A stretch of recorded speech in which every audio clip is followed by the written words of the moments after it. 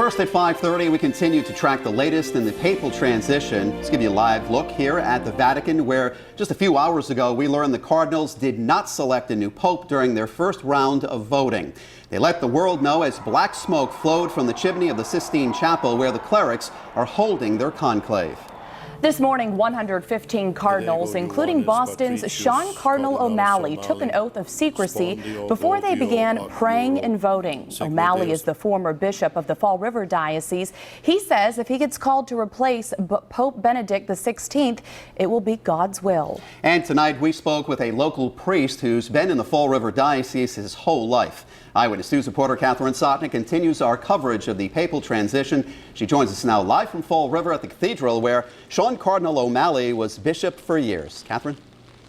Well, yes, Cardinal O'Malley was bishop here at the cathedral for 10 years. And actually, we found his old parking spot right here. It says parking for the bishop only. And people who work here, especially the local priest that I spoke to a short time ago, says he was a man who deeply cared about his parishioners and the community here in Fall River. And this would be the chair. Father John Ozug shows us the chair where Cardinal Sean O'Malley would sit at the cathedral in Fall River during his time as bishop.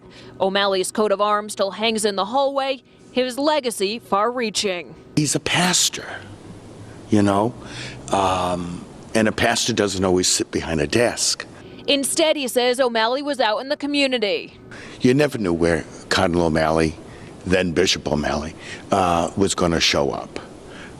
Because he just loved to be with people.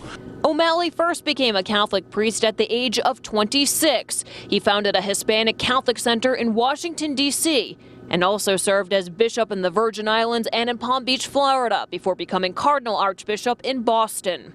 Father Oza credits O'Malley with regaining faith in Fall River after the church sex abuse scandal. He was a great healer of the diocese.